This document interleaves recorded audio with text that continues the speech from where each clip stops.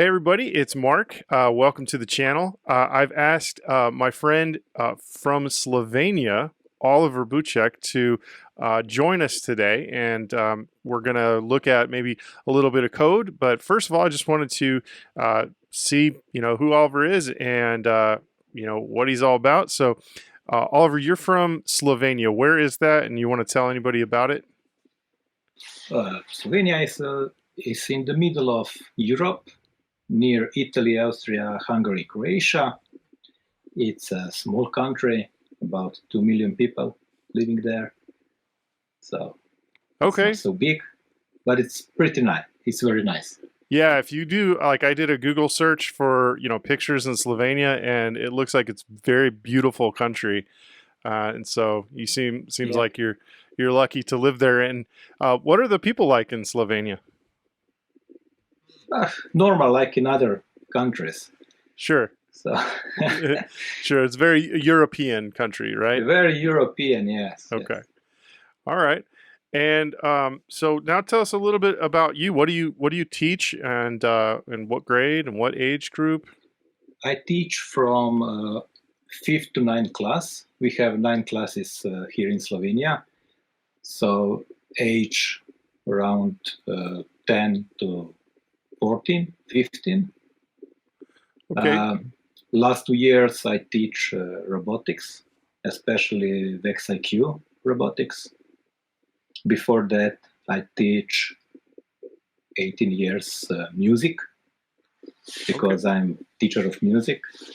My primary education is teacher of music. Secondary is like teacher of ICT, we call here this. What does Teacher of ICT stand for? Information Communication Technology. Okay. Your English is very good. I'm assuming English is not your first language, or is it? No, do you grow up no. speaking both, or how does? What language do you speak in Slovenia? And then, do a lot of people speak English like you, or are you rare? Yeah, the English is the first language Okay. what students learn in school, and also in kindergarten. They start in kindergarten in my town, in Ptuj. And then the second language is German, also. Okay. And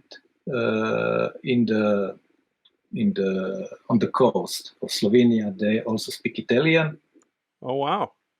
Yes, So, how many and different we have- languages do you speak, Oliver? Sorry, didn't hear you. How many different languages do you speak? I speak Croatian, Slovenian, English, and Italian. So you speak 4 languages. Yes. So the native language for Slovenia is Croatian. No, it's Slovenian. Well, you got to count that one. Yeah, So- I have. So you speak 5 a languages. house. Yeah, I have house in Croatia. Oh on the wow. coast. Okay. Yeah, So you speak near- 5 near languages. sea. All right. Actually, yes. Wow. So that's Less and more. you are truly a polyglot. Is a word for someone who speaks many languages. A polyglot. Yeah, polyglot, I am yeah. not. I speak, one language. Unfortunately, it's one of the things. I think one of the major differences between the United States and places in Europe, it's much more common for people in Europe to speak more than one language, because you guys are around more people that speak more than one language. So, here we have a lot of people that speak, especially in El Paso, Texas, because we're right on the border with Mexico.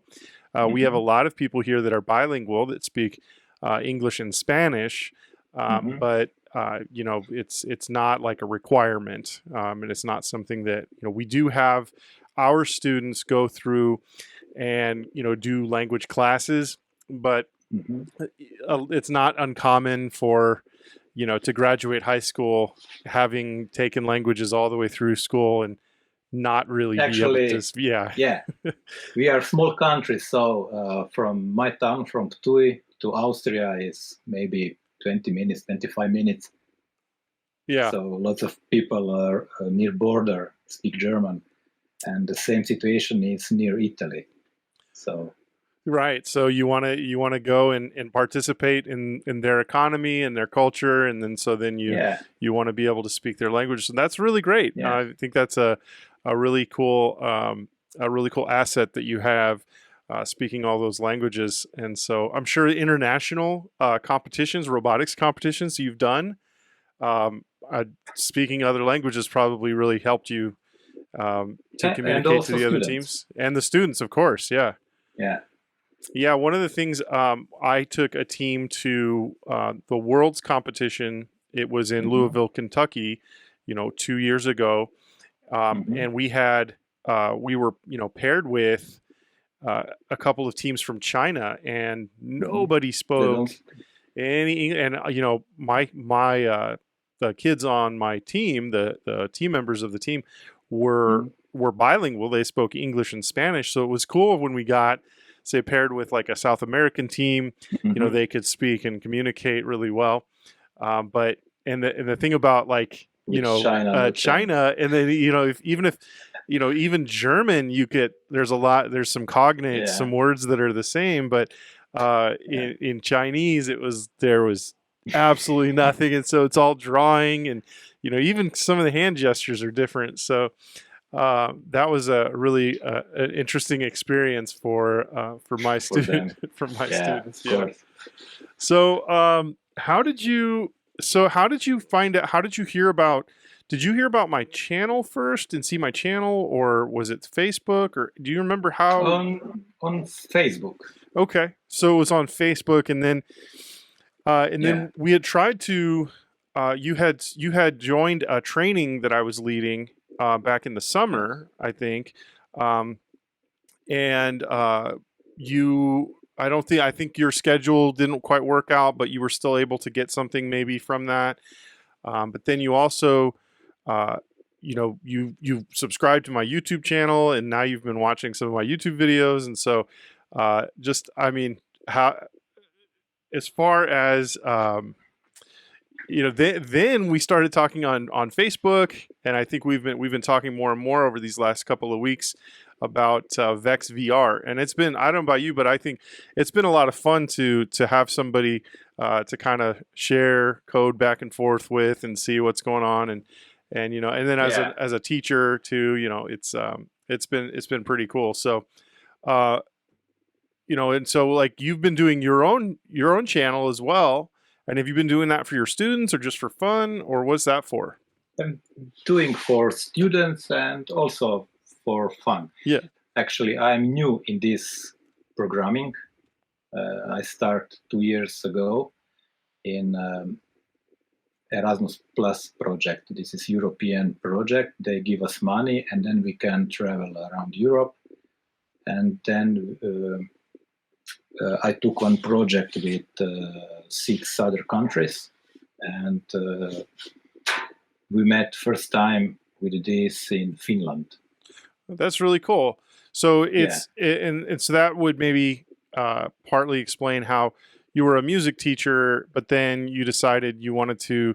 Did you decide this, or did someone decide it for you that you're going to do No, this? I Or decided because, you know, 18 years teaching music became very comfortable, or how can I say, um, not so too much motivation anymore for teaching music. So I start searching something, and I found myself in robotics.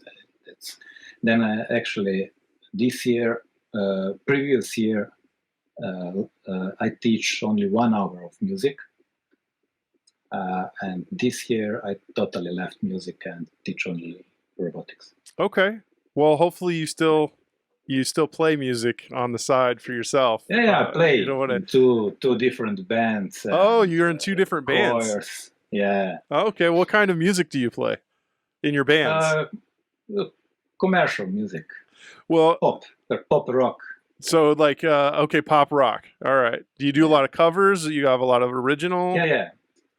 Okay. We play covers, and I play bass guitar. Okay. All right. So the bassist, so you just do this the whole time, Yeah, right? all the time. Like Just the bassists always look a little bit bored. like Bass. like Yeah. they're just bored, D, like D, just D, D, D, D, D D only D D D one D D, tone, nothing. yeah. But actually it's not. Right, right. Well, that's why you got to throw something in there. You got to make it. You got to get creative with your bass solos, right? But well, that's you sound like you're a really interesting guy. I've been teaching. You've been teaching for. So I assume you've been teaching for over 18 years now. Yeah, 20 years in 20 school. years. Wow. Yeah. That's a long time. That's you look like a young guy to be teaching for 20 years. So you must have started when you were I'm 15, 45, right? so. Okay, all right. Well, I'm 38, so I'm you got a couple years on me, but I've only been teaching for 6 years, and before that, I was in the military, and before that, I was a stockbroker, and then before that, I was in the military and a few other things, but. I can definitely relate to, doing something for a little while and kind of getting tired of it and wanting to move into something else. And so, it sounds like you've chosen something that you have a new passion for, and you've been learning a lot and really been doing some really cool stuff. I think sometimes teachers. And I don't know if I speak for any other teachers, but I do speak for myself here, is that sometimes I can get caught like imposter syndrome, right? Where I'm supposed to teach kids how to program or how to do something, and that's not my background, and I'm not an expert, or I haven't, I don't know a lot about it, but. And so then I feel like maybe, why, how should I be teaching this if am not an expert? But I think you just need to be good at teaching, right? And conveying the information, and the other stuff can kind of work itself out, because, let's face it, if we were experts in programming robotics, we could probably make a lot more money somewhere else. Not in school. Yeah. Programming, robots. So, and usually we just need to, I think, introduce the information to the students to the point where if they take an interest, and then they can run with it, and they could even go further than us, because the kids, a lot of times they have more time. So if they spend all their free time instead of playing video games or doing other fun stuff, then they could totally surpass us in what we can do in programming.